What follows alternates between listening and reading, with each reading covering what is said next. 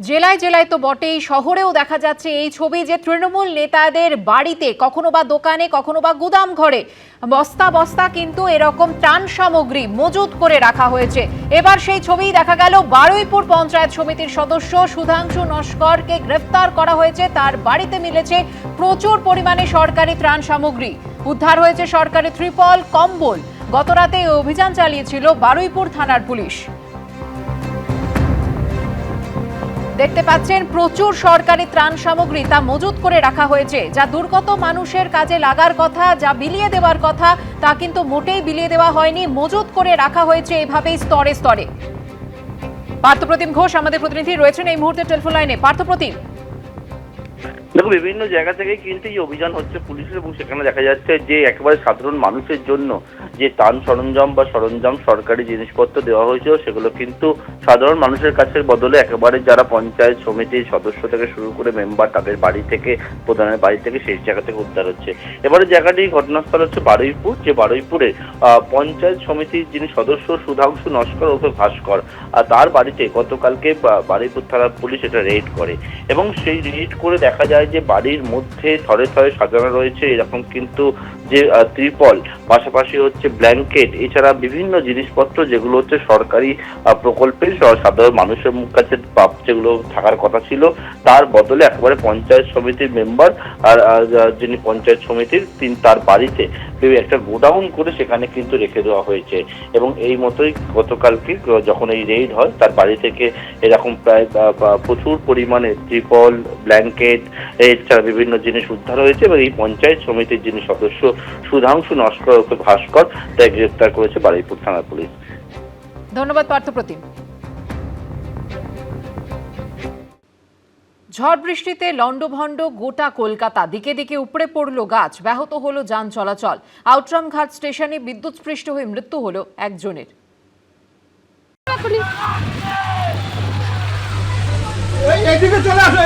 জ্যৈষ্ঠের দুপুরে আকাশ কালো করা মেঘ, মাঝ দুপুরেই নামলো আঁধার, মুষলধারে বৃষ্টি সঙ্গে প্রবল ঝড়, দিকে দিকে উপড়ে পড়ল গাছ।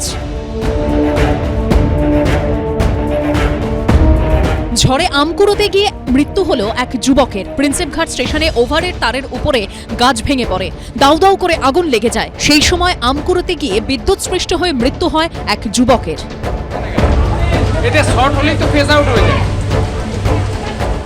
কলকাতায় ঝড় বৃষ্টি চলার সময় বিদ্যুৎস্পৃষ্ট হয়ে মৃত্যু এক যুবকের। অত্যন্ত মর্মান্তিক ঘটনা। আউটরাম ঘাটের অদূরেই যে চক্ররেল রয়েছে, সেই চক্ররেলের উপরে যে ওভারের তার, সেই ওভারের তারে আম গাছ ভেঙে পড়ে। প্রবল ঝড়ের দাপটে সাউথ সিটি মলে কাঁচ ভেঙে যায়। মুহূর্তে আমরা ব্রিগেড প্যারেড গ্রাউন্ডের যে প্যারালাল রাস্তা রয়েছে ময়দানের, সেই রাস্তায় দাঁড়িয়ে রয়েছি। পরপর দুটি গাছ পড়ে গিয়েছে, এবং দুটি গাছ পড়ার জন্য কিন্তু রাস্তায় যান চলাচল এক পাশ দিয়ে হচ্ছে। ফলত একাধিক জায়গায় কিন্তু গাছ পড়েছে, এবং আজকের দুপুরের যে বৃষ্টি, সেই বৃষ্টি হয়তো সাময়িক স্বস্তি এনে দিয়েছে শহরবাসীর জন্য, কিন্তু তার সাথে সাথে কিন্তু দুর্ভোগান্তি সেটাও কিন্তু বাড়িয়েছে। রফি আহমেদ কিদওয়াই রোডে ভেঙে পড়ে গাছ, ব্যাহত হয় যান চলাচল।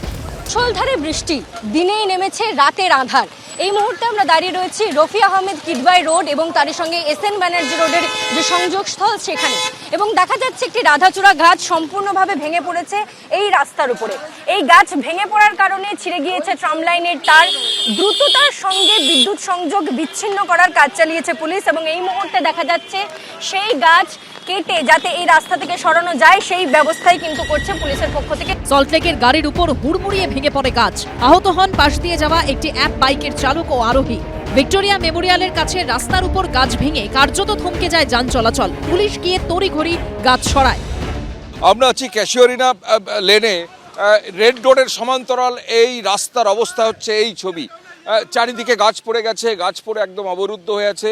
কলকাতা ট্রাফিক গার্ডের তরফ থেকে এইভাবে গাড়ি এনে সমস্ত গাছ সরানো হচ্ছে, এবং সমস্ত যানবাহন কার্যত দাঁড়িয়ে গেছে। এইভাবেই আমরা দেখতে পাচ্ছি কলকাতা ট্রাফিক পুলিশের তরফ থেকে গাড়ি এনে এইভাবে গাছকে সরানো হচ্ছে। স্ট্র্যান্ড রোডের উপর গাছ উপড়ে পড়ে যান চলাচল ব্যাহত হয়। প্রিন্সেপ ঘাটের রেল লাইনের উপরও গাছ ভেঙে পড়ে। তড়িঘড়ি গাছ সরানোর কাজ শুরু করে বিপর্যয় মোকাবিলা বাহিনী। একই ছবি দেখা যায় পিটিএসে, গাছ পড়ে বেশ কিছুক্ষণ যান চলাচল ব্যাহত হয়। গাছ ভেঙে পড়ার জেরে কিন্তু এই যে গোটা রাস্তাটা কিছুক্ষণ আগে পুরোপুরি বন্ধ ছিল, কিন্তু কলকাতা পুলিশের তরফে এবং কলকাতা পুরসভার তরফে তৎপরতার সাথে সেই গাছকে কোনোভাবে একটা সাইডে করা হয়েছে এবং তারপরে কিন্তু যাতায়াতের যোগ্য রাখা হয়েছে। বিধানসভা চত্বরেও জল জমে যায়, ঝড়ে ভেঙে পড়ে অস্থায়ী তাঁবু, হঠাৎ বৃষ্টিতে জল জমে যায় হাইল্যান্ড পার্ক এলাকায়।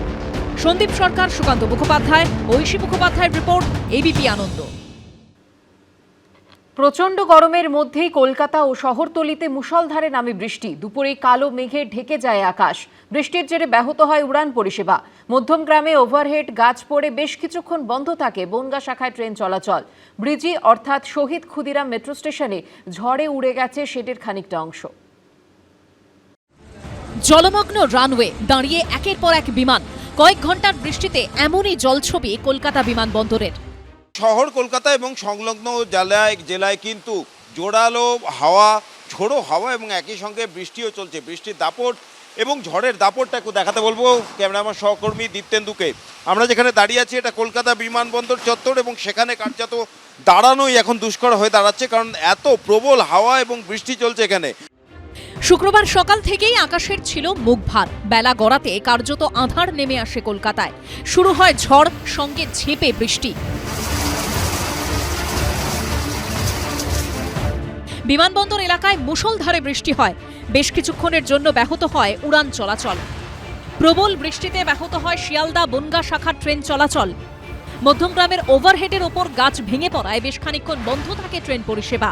বীরাকুমা স্টেশনের মাঝে একই ঘটনা। অন্যদিকে মদনপুর থেকে কল্যাণী এই সেকশনেও কিন্তু একইভাবে ট্রেন চলাচল বেশ কিছুক্ষণ বন্ধ থাকে। আপাতত ট্রেন চলাচল স্বাভাবিক হয়েছে বলে জানা যাচ্ছে। গাছ ভেঙে পড়েছে? হ্যাঁ, তাও কতক্ষণ গাড়ি বন্ধ ছিল? আনুমানিক তাও তো 20 মিনিটের উপরে। 20 মিনিট। এখন কেমন? এখন স্বাভাবিক আছে।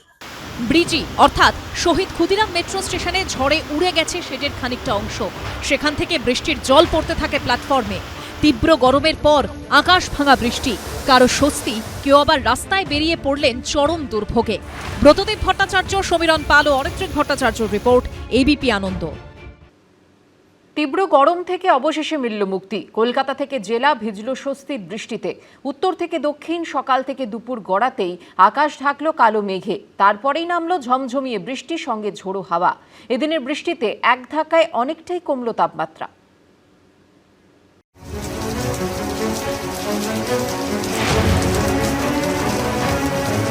সকাল থেকে ভ্যাপসা গরম, কিন্তু বেলা গড়াতেই কলকাতা থেকে জেলা মুখ ভার করে এলো আকাশের।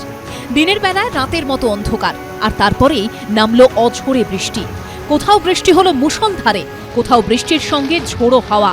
গত কয়েকদিনে অসহ্য চাঁদি ফাটা গরমের পর অবশেষে এলো স্বস্তি। এক ধাক্কায় তাপমাত্রা কমলো অনেকটাই, কিন্তু বৃষ্টির জেরে বহু জায়গায় ঘটল বিপর্যয়ও।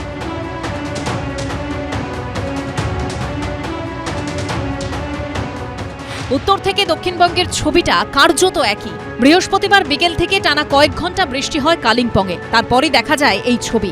দুপুর 2:30 নাগাদ আকাশ কালো করে আসে হাওড়ায়। কিছুক্ষণের মধ্যেই মুষলধারে নামে বৃষ্টি, সঙ্গে ঝোড়ো হাওয়া। রাজ্যের প্রধান প্রশাসনিক ভবন নবান্নের ছবিটাও ছিল একই। হাওড়ার পাশের জেলা হুগলিতেও এক ছবি। দুপুর থেকেই শুরু হয় ঝমঝমিয়ে বৃষ্টি। সিঙ্গুর থেকে শুরু করে আরামবাগ, চন্দননগর ব্যাপক বৃষ্টির সঙ্গে ঝোড়ো হাওয়া চলে কয়েক ঘন্টা। ঝোড়ো হাওয়ার দাপটে সিঙ্গুরের দিয়ারা এবং বৈদ্যবাটিতে 12 নম্বর রাজ্য সড়কের ওপর গাছ পড়ে গিয়ে যান চলাচল ব্যাহত হয়। গাছ পড়া ছাড়া বাগানে ক্ষতি হয়েছে, সব গলা গাছ পড়া সব ভেঙে গেছে, আম পড়ে শেষ হয়ে গেছে। শুক্রবার উথাল পাথাল বৃষ্টি নামে দক্ষিণ 24 পরগনায়। এই ছবি ক্যানিংয়ে। দুপুরের পর থেকেই শুরু হয় বৃষ্টি। পশ্চিম বর্ধমানেও বজ্রবিদ্যুৎ সহ বৃষ্টি শুরু হয় দুপুরের পর। আসানসোল, দুর্গাপুর সহ জেলার প্রায় সর্বত্র নামে বৃষ্টি। পশ্চিমাঞ্চলেও এদিন ব্যাপক বৃষ্টি হয়েছে। পুরুলিয়ার রঘুনাথপুরেও দুপুরে কালো হয়ে যায় আকাশ। শুরু হয় বৃষ্টি। জঙ্গলমহলের আরেক জেলা বাঁকুড়াতেও ছবিটা ছিল একই। ঝোড়ো হাওয়ার সঙ্গে ব্যাপক বৃষ্টি হয়।